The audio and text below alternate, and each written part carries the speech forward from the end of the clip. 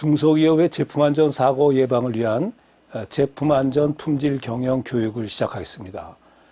지금 이 교육과정의 내용을 제품안전 품질 경영, PSQM이라고 이렇게 정했는데요.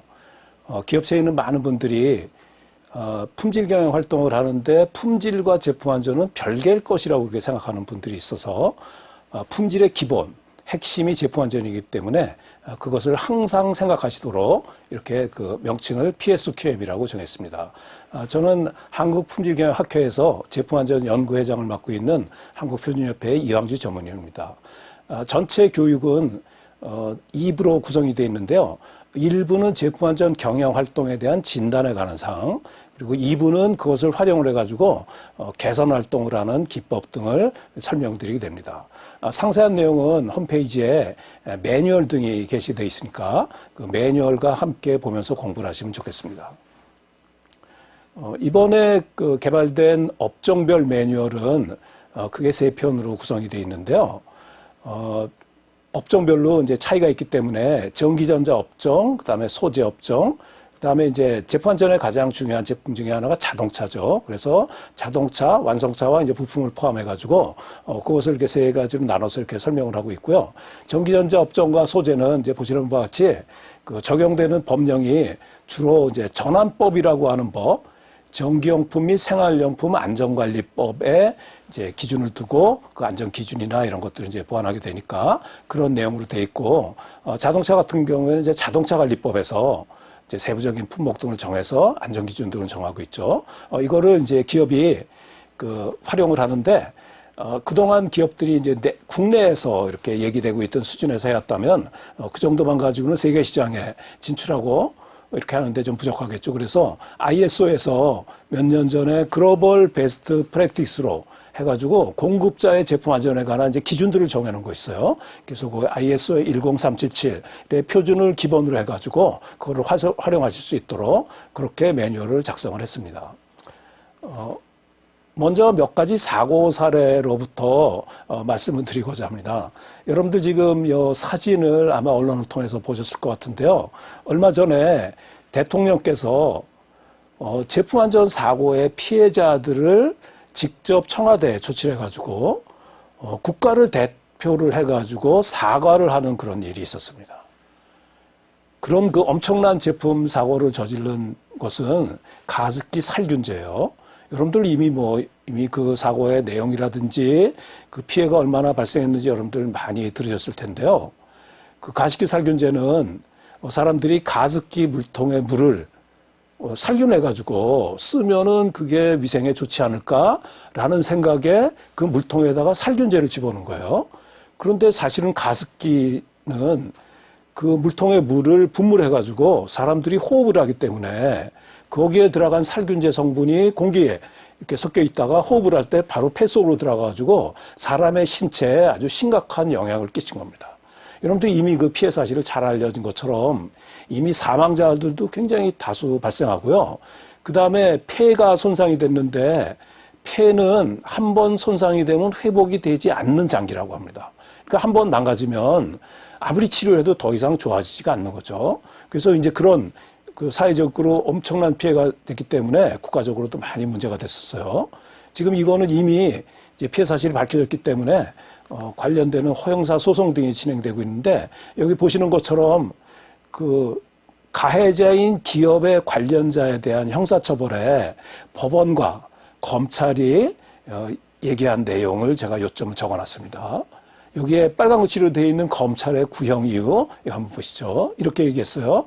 이 사건에서 언급하고 선언하는 주의 의무가, 기업의 주의 의무가 향후 기업 활동의 기준이 될 것이라고 얘기를 하고 있습니다. 이게 무슨 얘기겠습니까? 기존에 기업의 경영 활동이 어떤 수준에서 이루어졌다면 앞으로는 그거보다 월등하게 높은 수준에서 그 기업의 책임이 주어질 거다 하는 것을 설명을 하고 있는 겁니다. 다음 이 사고는 이제 보시는 라돈 침대죠. 이 사고는 이미 여러분들 뭐 언론을 통해서 최근에 사회에 이제 큰 그 충격을 줬던 사고라 뭐 잘 알고 계시겠죠. 이거는 아직 현재 진행형으로 아직 다 종결이 되지 않았고요. 침대에서 이제 방사선 물질이 발견됐는데 그 방사선 물질이 포함되어 있는 침대를 사용한 소비자가 어느 정도의 피해를 입었는지 아직은 정확하게 파악이 되지 않고 있어요. 왜냐하면 그런 물질에 의한 피해는 피해가 뭐 사용을 한다고 해서 즉각 오는 게 아니고 시간을 두고 오랫동안 나타나기 때문에 그 방사선 물질이 함유된 침대를 사용했던 소비자가 신체상에 어떤 피해를 최종적으로 입게 될지 하는 거는 아마 파악하는 데 시간이 많이 걸릴지 모르겠습니다. 지금 이 시중에 나가 있는 엄청난 수량의 그 침대 매트리스를 전부 리콜을 해서 회수를 하고요. 그거를 분해해가지고 이제 처리하는 일이 진행 중인데 아마 이것이 끝날 때까지도 뭐 상당히 시간이 오래 걸릴 거예요. 더군다나 피해 사실이 어느 정도 될 거냐 하는 거를 확인하는 데는 또 많은 이제 시간이 걸릴 텐데 나중에 최종적으로 이로 인한 피해가 얼마나 되는지 나온다 그러면 아마 사회가 깜짝 놀랄 정도로 아마 큰 충격을 받을지도 모르겠습니다. 이런 소비자가 피해를 입는 이런 사고들이 이제 계속 빈발해서 발생을 하고 있는데요. 이런 소비자의 피해를 보호하기 위해서 사실은 전에부터 소비자 피해를 구제하기 위한 법이라든지 제도를 더 강화하자는 그런 얘기가 굉장히 많이 나왔습니다. 여기 이제 보시는 것처럼 징벌적 배상제도, 이거는 이미 이제 법에 도입이 돼 있고요. 그 다음에 입증 책임 전환 문제, 어떤 전문적인 제품에 사고가 났을 경우에 그 제품에 결함이 있는 것을 피해자인 소비자가 입증을 해야 된다 그러면 그런 전문 지식이 없는 소비자가 그걸 입증하는 게 굉장히 어렵죠. 그래서 입증 책임을 기업에게 전환하는 그런 이제 제도인데 이거는 두 가지는 이미 법에 이제 도입이 돼 있고요. 그 다음에 이제 소멸시효, 그러니까 기업이 책임을 지는 기간을 더 연장을 해야 된다는 그런 의견. 그 다음에 이제 집단소송제는 소수의 어떤 피해자가 배상을 받게 되면 다른 소송을 직접 제시하지 않았던 그런 피해자들도 같이 이제 그 배상을 받을 수 있도록 하는 제도가 이제 집단소송 제도인데요. 우리나라에서는 다른 부분에서 일부 도입이 되어 있긴 하지만 이런 제품 안전에 관한 사항은 도입이 안 돼 있었어요. 그래서 그걸 도입하자는 얘기.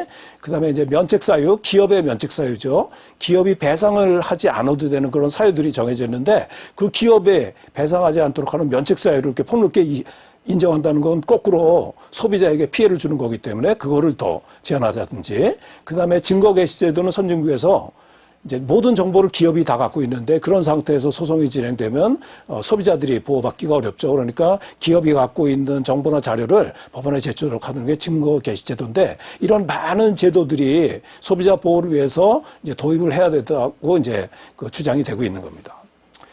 지금 앞에서 말씀드린 두 가지의 제도는 징벌적 배상제도와 이제 결함 추정이나 입증 책임 전환 제도는 재정물책임법 개정을 통해 가지고 2017년 4월 달에 법이 개정이 됐는데요.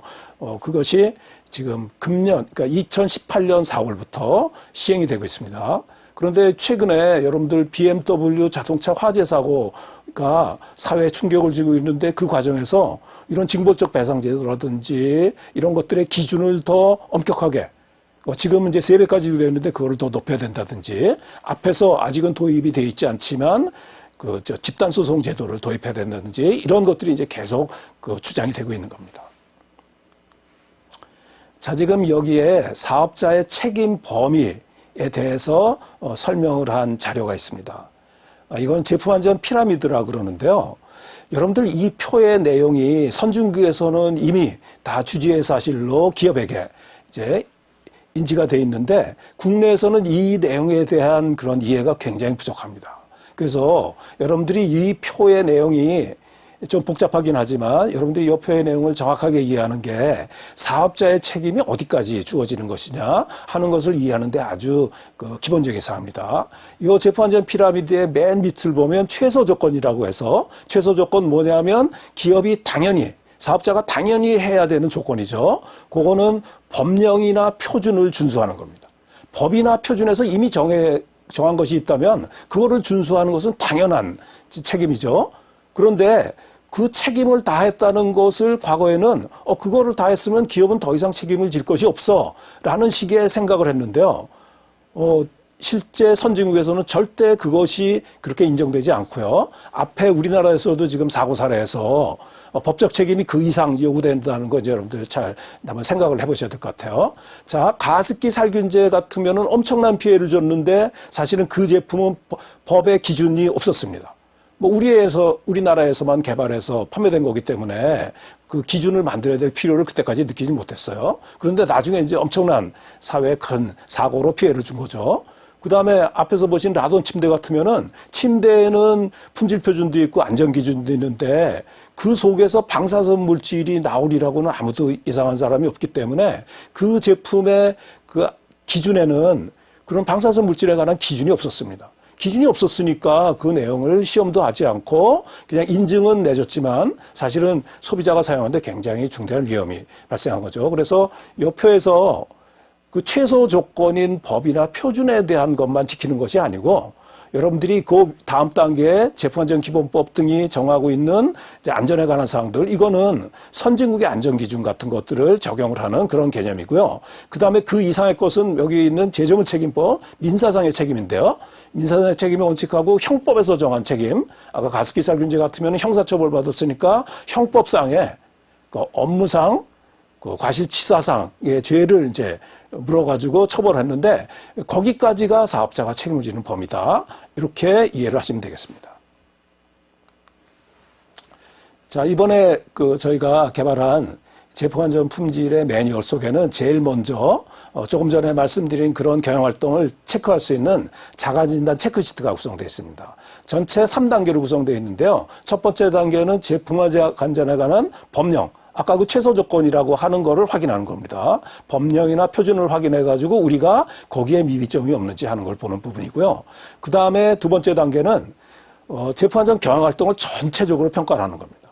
이거는 우리가 단편적으로 우리 회사의 제품안전 경영활동이 잘 되고 있어. 무슨 큰 문제가 있겠어? 이런 식으로 했다가는 나중에 큰 리스크를 이제 당하게 되죠. 그래서 제품안전 경영활동을 전체를 체계적으로 이렇게 점검할 수 있도록 그렇게 돼 있고요. 세 번째 단계에서는 그런 개선 활동이 이제 그 효과적으로 진행이 되려면은 보통 프로젝트 조직이나 태스크 포스 같은 거를 구성을 해서 이제 운영을 하게 되는데, 다시 얘기하면 소집단, 전문적으로 그거에 관여한 분들이 이제 참가해서 그 개선 활동을 하게 되죠. 그 개선 활동이 효과적으로 진행되는지 하는 거를 점검하는 3단계 체크시트로 구성이 되어 있습니다. 예를 들어서 이제 지금 이제 장표에는 이제 자동차를 예를 들었는데요. 자동차 같으면은 자동차 관리법이 있고 거기에 시행령, 시행규칙 등 이제 하부 법령, 그 다음에 품목별로 자동차는 굉장히 안전에 중요한 제품이기 때문에 품목별로 안전에 관한 기준들이 상세히 정해져 있는데 그 안전 기준들을 여러분들이 파악을 해가지고 우리 회사가 하고 있는 것이 그 최소 조건에 부합하는지 하는 거를 확인하는 것으로부터 시작됩니다. 자, 그런데 회사의 기업체에 가서 당신들이 하고 있는 것이 그런 안전기준에 적합해요. 그러면 전부 다 적합하다 그래요. 그래서 자료를 확인을 해보면 우리가 안전기준에 맞춰서 설계하고 있다라고 이제 설명을 하고 있는 거예요. 여러분들 그 품질은 설계 품질과 제조 품질이 서로 다른 거죠. 설계가 아무리 제대로 되어 있다고 제조 과정에서 부적합이 발생을 하거나 이렇게 해가지고 기준 미달의 제품이 나올 수 있기 때문에 설계뿐만 아니라 제조 과정까지 다 포함을 해가지고 이것을 확인하는 과정이 필요합니다. 다음은 이제 그 제품안전 품질 경영 활동에 대한 진단인데요. 이거는 단편적인 활동을 보는 게 아니고 지금 표에서 보시는 것처럼 첫 번째 제품안전 품질 경영 활동의 기반 활동들이에요. 제대로 경영 활동이 이제 진행이 되려면 여기 보시는 것처럼 경영 체제라든지 교육 훈련이라든지 또는 뭐 식별 추적성 같은 건 기본적인 품질 활동의 기반을 갖추고 그것을 지속적으로 하는 그런 것들이 이제 기본 체제가 돼 있어야 되고요. 그 다음에 개발 설계, 다음에 이제 생산, 품질 보증, 판매 서비스까지 이르기에 기업의 모든 활동들을 전부 다 망라해가지고 체크를 하도록 돼 있습니다. 이 체크를 하는데 그거를 주관적으로 정성적으로 평가해가지고 잘했다 못했다 이렇게 하면은 안 되기 때문에 전부 다 각 항목별로 배점을 두고요. 그 다음에 그 배점에 의해서 우리가 전체 수준을 평가하도록 전체 평점은 이제 1000점 만점으로 되어 있는데 그걸 가지고 평가를 하게 되어 있고 그 다음에 이제 세부 항목으로 들어가면은 세부 항목이 아주 그 항목들이 상세하게 이제 구별이 되어 있습니다. 제품안전 품질 경영 체제 같은 경우에 그 체제를 갖춘다 그러면 제품안전에 대한 어떤 방침이 명확하게 되어 있는지 경영자의 방침이 명확하게 돼 있지 않으면 그러면 그것이 올바르게 이제 나갈 수가 없죠. 그래서 그런 이제 방침이라든지 이런 아주 세부적인 항목까지를 전부 다 나누어서 설명을 하고 있죠. 뭐 보시면은 뭐 문서 기록 관리라든지 아까 말씀드린 식별 추주성 굉장히 이제 비중이 큰 항목이니까 그런 항목들을 전부 다 체계적으로 점검하도록 이렇게 돼 있습니다. 자, 이렇게 평가를 한 내용은 여러분들이 각 항목별로 이제 각 항목이 이제 100점 만점으로 해서 이제 평점을 하고 그 웨이트에 따라서 비중에 따라서 그걸 반영해서 전체 수준을 이제 파악을 하게 되는데 우리가 목표로 하는 그러면 그 목표가 되는 100% 수준을 어디로 정할까? 그 수준은 저희가 세계 상위 수준으로 이제 정했습니다. 세계 상위 수준. 이거는 우리가 어떤 개선 활동을 하는데 기업 내의 활동의 수준, 국내에서 볼 수 있는 그런 정도의 수준만 가지고 이렇게 목표로 해서 우리가 잘하고 있구나 해가지고는 나중에 선진시장 아시는 바와 같이 제품 안전에 대해서 굉장히 엄격한 요구를 하고 있거든요. 그래서 그런 내용을 이렇게 대응하기 어렵기 때문에 그 세계 상위 수준에 운영되고 있는 거를 100% 수준으로 해가지고 그렇게 해가지고 그것을 점검하도록 하고요. 그 다음에 오른쪽에 성과에 관한 측정은 단순하게 무슨 시스템을 만들었다고 해서 경영활동이 올바르게 우수하게 되고 있다고 판단하기 없죠. 그래서 그게 얼마나 꾸준하게 또 오랫동안 그런 활동을 하는지 하는 거를 같이 측정하도록 해놨습니다. 그래서 가장 높은 수준은 세계 상위 수준, 그 다음에 80% 정도의 수준은 국내 상위 수준, 그 다음에 뭐 60%, 40%, 20% 해가지고 지금 현재 수준을 전부 다 평가하도록 이렇게 돼 있어요. 20% 해가지고 20% 수준 미만의 이제 회사들은 사실은 제품 안전 경영 활동은 아직 제대로 도입이 되지 않은. 앞에서 말씀드린 대로 우리는 품질 경영 활동을 다 하고 있으니까 다 잘하고 있어라고 생각하는 거는 굉장히 좀 오류가 있을 수 있어요. 그래서 제품 안전 관점에서 우리 회사의 경영 활동을 다시 한번 점검하고 이렇게 평가하도록 이렇게 이제 기준을 설정을 한 겁니다. 이렇게 이제 각 항목은요. 그 각 항목별로 여러분들이 조금 전에 보신 것처럼 80%, 60%, 뭐 40% 해가지고 수준을 평가를 해야 되는데 이게 경영활동이나 시스템에 대한 수준의 평가는 이게 정량적으로 뭐 데이터를 가지고 평가할 수 없기 때문에 평가자의 주관에 따라서 굉장히 어떤 뭐 이렇게 뭐랄까요?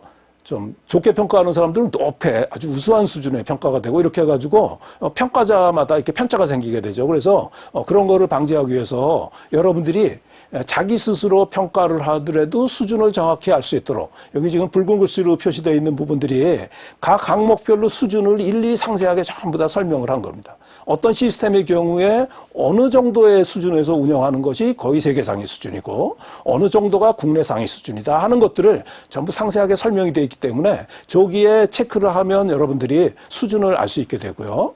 그 다음에 그 내용이 전부 다 엑셀 시트로 작성이 되어 있는데 엑셀 시트에 이렇게 표시를 하면 전체가 각 부문별 또는 전체 항목별 집계가 전부 돼가지고 그 내용을 가지고 여러분들이 개선 활동을 하는데 이렇게 활용을 할 수 있도록 그렇게 되어 있습니다. 자, 여기 활용한 내용은 보시는 것처럼 막대 그래프 같은 게 이제 자동으로 그려지죠. 그래서 여기 분야별로 기반 활동은 전체가 몇 점 정도가 되는구나, 뭐 설계 부분은 몇 점 정도 되는구나 하는 것들을 파악을 해가지고 부문별로 우리 회사는 어디가 취약점이 있구나라는 거를 여러분들이 이렇게 알 수 있도록 보면은 금방 여기 지금 그림에서 보시는 것처럼 우리 회사는 설계가 기존에하고 비교해 보니까 굉장히 부족하고 그 다음에 생산이나 품질 보증 활동은 어느 정도 되는지 모르는데 판매 서비스가 부진하다. 이게 판매 서비스 우리가 보통 이제 제품 안전의 경우에는 공장 회사 안에서만 문제가 되고 시장에 나가서는 별로 문제가 안 된다 이렇게 생각할 수 있는데 사실은 판매 서비스에도 제품 안전에 관한 사항들이 벌어질 수 있죠. 그래서 그런 것들을 각 분야별로 수준을 이제 평가할 수 있도록 이렇게 돼 있고요. 그 다음에 그거를 다시 레이더 차트, 그러니까 방사형 차트를 이제 그리는데요. 방사형 차트는 이게 그 각 5개의 축이 예를 들면 지금 5개의 축이 지금 전체적으로 어떤 분포가 되고 있느냐를 보는 그림인데요. 이렇게 보면 전체가 균형 있게 이렇게 관리가 되고 있는지 하는 걸 알 수 있고요. 또 한 가지는 여러분들이 이제 개선 전과 개선 후를 예를 들어서 지금 이제 개선전이 이렇게 빨간색으로 이렇게 돼 있다 그러면 개선후를 파란색으로 이렇게 그려보면 어디가 좋아졌고 또 개선이 되어 있는지 하는 것들을 한눈에 비교해서 볼 수 있죠. 그래서 여러분들이 개선 활동을 하는데 이런 것들을 이제 체계적으로 이렇게 볼 수 있도록 하는데 이제 도움이 되실 겁니다. 다음은 이제 그런 제품 안전 경영 활동에 이제 과제가 찾아진다 그러면 그거를 이제 개선을 해야 되는데 여러분들 회사에서는 개선 활동을 하는데 어떻게 진행을 하실까요? 몇몇 사람은 정해가지고 당신들이 책임지고 이걸 개선해봐 이렇게 할까요? 그런데 여러분들 뭐 회사의 생활이 그렇게 몇몇 사람에게 책임을 지어서 이렇게 하게 되면은 그럼 다른 사람들은 그건 그 사람들이 맡아서 하는 거니까 뭐 다 알아서 하겠지. 우리는 직접적인 관계가 없어. 이렇게 생각할 가능성이 있잖아요. 그래서 그런 개선 활동이 정말 체계적으로 되려 그러면 회사가 그런 것들을 체계적으로 운영할 수 있는 기반을 갖춰야 되기 때문에 그런 개선 활동들. 보통 뭐 우리가 소집단 활동이라고 하기도 하고 뭐 기업체가 하면 분임제 활동 또는 프로젝트 팀 활동 또는 태스크포스 활동 뭐 여러 가지 다양한 활동들을 하게 되는데 그런 것들의 전체적인 활동을 평가하는 내용으로 이제 구성이 되어 있습니다. 그래서 그거에 대한 지원 체계, 기업의 경우에 경영자가 관심을 가지고 얼마나 그것을 중요하게 생각하느냐에 따라서 기업 내 활동이 이제 얼마나 효과적으로 진행되느냐가 이제 좌우가 될 수 있으니까 제일 먼저 이제 지원 체계를 보고요. 그 다음에 그것을 할 수 있는 인적 자원의 육성, 그 다음에 활동의 수준은 어떻게 돼 있는지, 그 다음에 그 성과를 확인해 가지고 그거를 다시 또 전체적으로 확인하는 그런 이제 확인하는 그런 과정이 필요하기 때문에 그런 내용을 전체를 다 평가를 하게 됩니다. 자, 이런 평가 척도는 앞에서 보시는 것처럼 이제 제품 안전 품질 경영처럼 마찬가지로 그것도 수준을 이제 정해서 하는데요. 제품 안전 그 경영 활동은 사실은 제품이 전 세계 시장에 이렇게 수출되고 보급이 된다 그러면 이제 그 세계적인 수준에 맞춰서 해야 되기 때문에 이제 제일 상위 수준을 세계 상위 수준을 이제 염두에 뒀어요.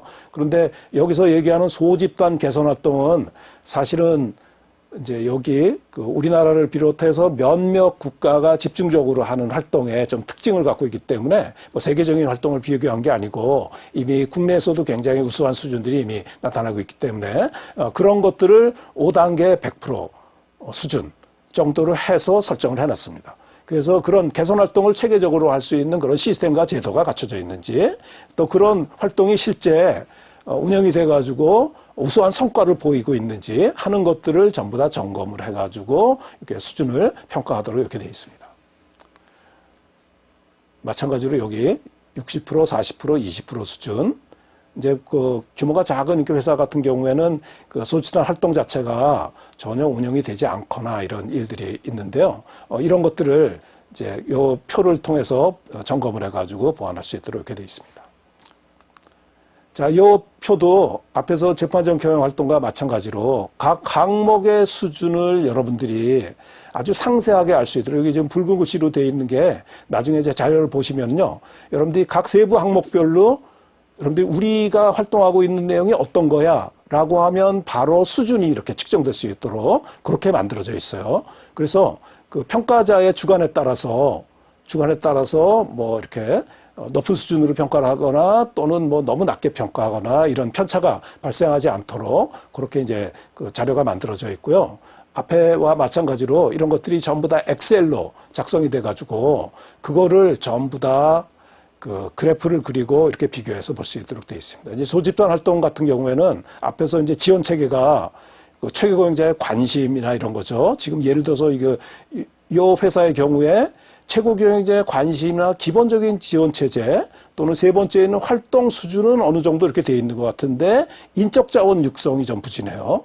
인적 자원 육성이 부진하다는 얘기는 그거에 관한 교육이 체계적으로 진행되지 않는다는 얘기죠. 자, 이것이 효과적이라고 해가지고 활동하는 사람들한테 뭐 열심히 하라, 뭐 단순하게 관심을 보이는 것만으로는 되지 않죠. 그래서 그런 것들을 이제 수준을 향상시켜 나가려고 그러면 인적 자원 육성에 대해서 어떻게 체계적으로 교육을 시키고 훈련하고 또 그 지식을 널리 이제 활용할 수 있도록 할 것이냐 이런 부분들이 보완이 돼야 되니까 그런 그래프를 그려가지고 누구나 그 보완점이 어느 부분에 있는지를 쉽게 찾아볼 수 있도록 이렇게 되어 있고요. 그 다음에 그거를 다시 레이더 차트를 그려가지고 자, 레이더 차트는 앞에서 마찬가지로 그 활동 내용이 전체가 균형이 돼 있게 진행이 되는지 이런 것들을 이제 알 수 있는 내용을 이제 보기 위해서 그리는 거예요.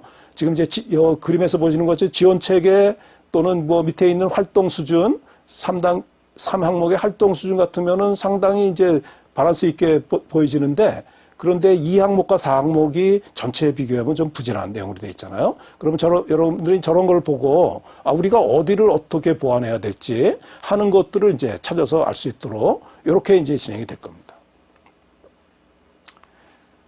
지금까지 그 제품안전 품질 경영 활동의 전체적인 내용을 평가를 하는 매뉴얼을 설명드렸습니다. 앞에 부분에서는 제품안전 품질 경영 활동을 이제 진단하는데요. 앞에서 말씀드린 제품안전 품질 경영에 기업이 책임을 져야 되는 수준을 정하고 있는 제품안전 피라미드 있었죠. 그 피라미드에 의해서 최소 조건이 어디까지, 그 다음에 추가적으로 요구되는 수준이 어디까지 하는 거를 이제 점검하는 그런 내용이 이제 그 체크 시트에 의해서 전부 점검이 되고요. 그 다음에 이제 개선 활동을 통해 가지고 실제로 그걸 하는 그 태스크포스나 프로젝트 조직이 체계적으로 활동을 하기 위해서 회사가 어느 정도 그 지원 체제를 갖고 있는지, 활동은 제대로 되어 있는지 하는 거를 이제 점검하는 내용으로 이제 또 구성이 되어 있습니다. 여러분들이 이 체크 시트를 전부 작성하고 활용을 하면 여러분들 회사가 제품 안전 경영 활동의 내용이 어떻게 되는지 그거를 이제 파악을 할 수 있는데, 자, 이렇게 체계적으로 파악을 하는 거는 여러분들이 경영 활동이 여러 가지를 잘하고 있다 그래도요, 생각하지 못한 곳에서 굉장히 중대한 리스크가 발생할 수 있어요. 저 앞에서 지금 가습기 살균제 말씀을 드렸는데, 거기에 주된 회사의 이름이 막 언론에도 거론돼 가지고 이제 소비자들이 다 알고 있거든요. 지금 그 회사 어떻게 돼 있나요? 그 회사 지금 거의 뭐 사업을 하지 못하고 거의 문을 닫던 지경에 이르렀잖아요. 굉장히 이제 리스크가 이제 발생을 한 거죠. 그 다음에 앞에서 말씀드린 라돈 침대 같으면 어떻게 생각하세요? 거기 지금 가해자인 기업으로 거론되고 있는 기업은요, 몇십 년 동안 침대 사업을 하고 있던 굉장히 전통이 오래된 회사거든요. 그런데 아마 그 회사가 자기네들이 전혀 생각하지 못했던 리스크가 발생해서 회사가 문 닫을 정도의 그런 일이 벌어지리라고 생각하는 사람이 누가 있었겠습니까? 아마 그 회사의 경영자를 포함해가지고 회사 안에 모든 사람들이 우리가 그런 리스크가 발생하리라고 전혀 생각하지 못했을 것 같은데요. 거기에 모나자이트라는 라돈이 발생하는 방사선 물질을 속설로 무슨 음이온이 발생하면 건강에 좋다 그러니까 그런 걸 확인도 하지 않고 거기다가 이제 집어넣어서 제품을 만들어서 판매를 한 거예요. 나중에 소비자가 측정을 해보니까 거기서 엄청난 방사선이 방출이 된다고 그래가지고 난리가 나고 결국은 아까 앞에서 말씀드린 대로 그 제품을 전부 다 리콜을 해서 조치를 하는데요. 여러분들 지금 그 회사가 스스로 그걸 하고 있지 못하기 때문에 정부가 그거를 전부 다 대신 나서가지고 지금 조치를 하는 일들이 진행되고 있는데, 회사가 스스로 조치하지 못할 정도의 그런 경영 수준이라 그러면 그 회사가 지금 어떤 처지에 있는지 알 수 있잖아요. 그래서 여기 제품 안전 경영 활동이 기존의 품질 활동의 수준에서 끝나는 게 아니고 좀 더 깊이 들어가고요. 그 다음에 리스크를 완전히 사전에 전부 다 파악하고 측정을 해가지고 절대로 예상하지 못한 리스크가 발생하지 못하도록 관리해야 된다 하는 거를 목표로 해가지고 공부한 내용을 활용을 하셨으면 좋겠습니다. 전체 교육 내용은 2부로 구성되어 있어가지고 다음에 2부에서는 이제 그 실제적인 개선 활동을 하는 방법들, 또 세부적인 기법들을 소개를 합니다. 여러분들이 이걸 잘 활용하셔가지고 제품 안전 품질 경영 활동의 체계화에 도움이 됐으면 좋겠습니다. 감사합니다.